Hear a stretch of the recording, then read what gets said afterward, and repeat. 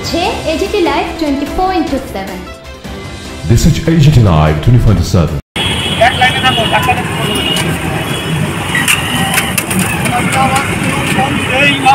বন্দে মাতরম। ভাগছে রে ভাগছে, ভাগছে রে ভাগছে, ভাগছে রে ভাগছে, পালাইছে রে পালাইছে, পালাইছে রে পালাইছে, পালাইছে রে ডরাইছে, পালাইছে রে পালাইছে, ভাগছে রে ভাগছে, ভাগছে রে ভাগছে, ভাগছে রে ভাগছে, পালাইছে রে পালাইছে, ডরাইছে রে ডরাইছে, ডরাইছে রে ডরাইছে।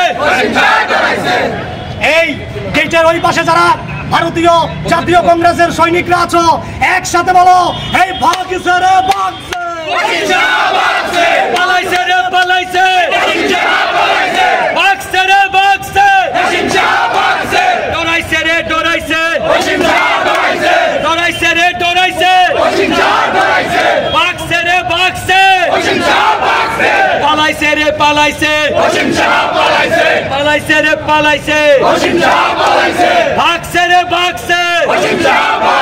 দুর্নীতিবাজ ডাইরেক্টর অসীম সাহার বিরুদ্ধে দুর্নীতিবাজ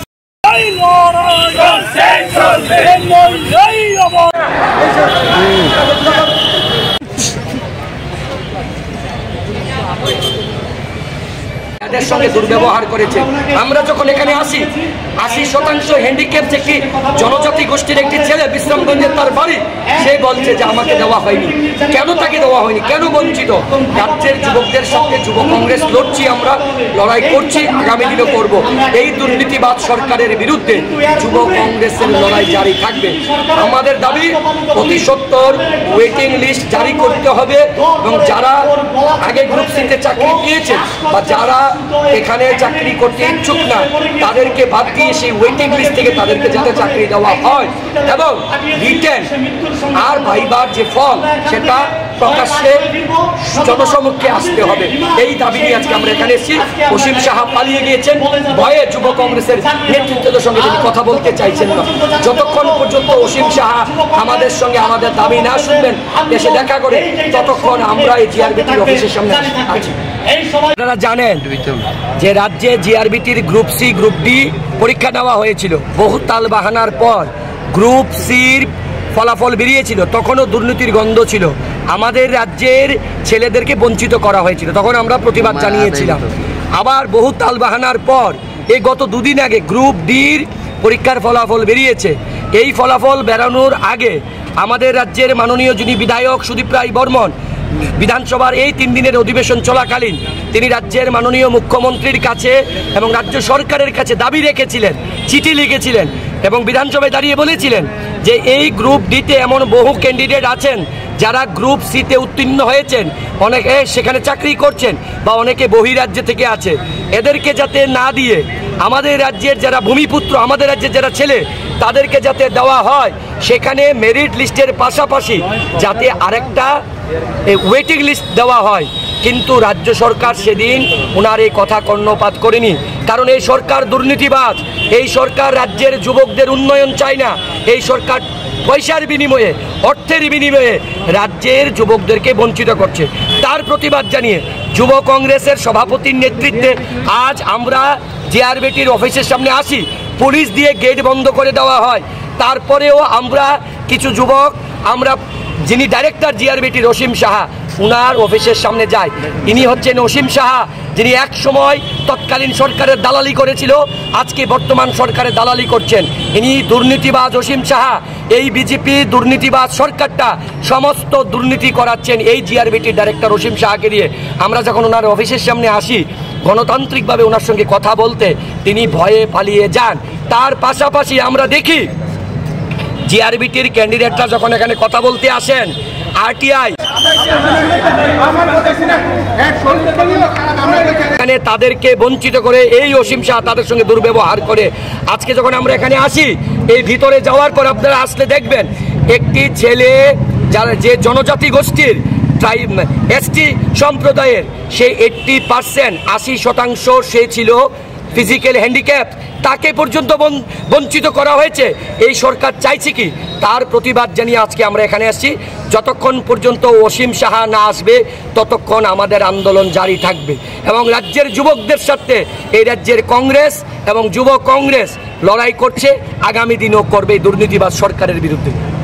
জানেন জিআরবিটি গ্রুপ ডির ফলাফল ইতিমধ্যেই প্রকাশ্য হয়েছে এবং আমাদের বিধায়ক শ্রী সুদীপ রায় বর্মনজি ফলাফল প্রকাশের আগেই বলেছিলেন যে একটি ওয়েটিং লিস্ট যাতে বানানো হয়, কারণ এই পরীক্ষায় যারা গ্রুপ ডিতে পরীক্ষা দিয়েছে তারা গ্রুপ সিতেও পরীক্ষা দিয়েছে এবং বহিরাগত বাইরের থেকেও অনেক ছেলেমেয়েরা এসে পরীক্ষা দিয়েছে। তাদের মধ্যে আমরা যদি কমিয়েও ধরি 900 থেকে 950 লোক এই পরীক্ষা এই চাকরিতে নিজেদেরকে এনরোলমেন্ট করাবেন না। তো যেই 900 950 গ্যাপ আবার হবে, সেই গ্যাপটা যাতে সেই ওয়েটিং লিস্ট থেকে সেই মেরিট লিস্ট থেকে নিয়ে আসা হয়, তাই আমরা আজকে এই আন্দোলন করেছিলাম। এবং আমরা এটাও বলেছিলাম যে মৌখিক পরীক্ষা, যে পরীক্ষাটি মৌখিক হয়েছিল এবং ভাইবার যে রেজাল্ট প্রত্যেকটি স্টুডেন্টের যাতে রেজাল্টগুলোকে আউট করে দেওয়া হয়, কারণ আমরা জানি যে এই পরীক্ষায় যুবকদের সঙ্গে ন্যায্য বিচার হয়নি। যুবকদের সঙ্গে যারা পয়সা দিয়েছে তারাই এই চাকরি পেয়েছে এবং তার প্রতিবাদে আজ প্রদেশ যুব কংগ্রেস ময়দানে নেমেছে।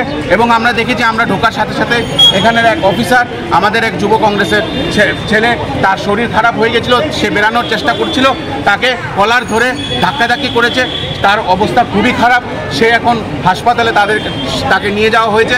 এবং তার জন্য আমরা পুলিশ প্রশাসনকে এবং যে বিজেপির দালাল যারা কাঁধের মধ্যে অশোক স্তম্ভটাকে ভুলে পদ্মফুল লাগিয়ে আজকে নাটক করছে, সেই পুলিশদের বিরুদ্ধে আজকে আমরা আওয়াজ উঠিয়েছি। এবং আমরা চাই সাংগঠনিক অসাংগঠনিক যত যুবকরা আছে এই আন্দোলনকে আরও বৃহত্তর করে গড়ে তুলতে হবে, কারণ দিনের পর দিন এই শাসক দল, এই বেকার বিরোধী দল, এই যুবক বিরোধী দল, এই ভারতীয় জনতা পার্টি রাক্ষসের মতন যুবকদের জীবনকে নিয়ে ছিনিমিনি এবং তাদেরকে গ্রাস করছে। তার প্রতিবাদে আজ ত্রিপুরা প্রদেশ যুব কংগ্রেস মাঠে আছে।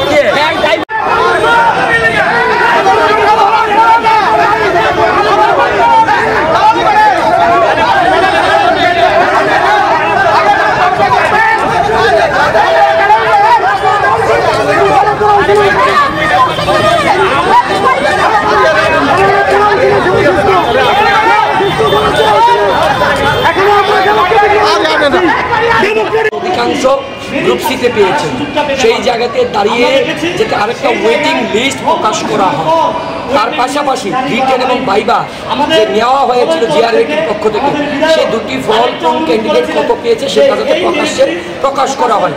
কিন্তু জিআরবিটির যখন ফল প্রকাশ করা হয় গ্রুপটি, সেটা করা হয়নি। এখানে দুর্নীতি করা হয়েছে, স্বজন পোষণ করা হয়েছে, টাকার বিনিময়ে, অর্থের বিনিময়ে। সেখানে বহিরাজ্যের অধিকাংশ যুবকদেরকে তারা চাকরি দিয়েছেন।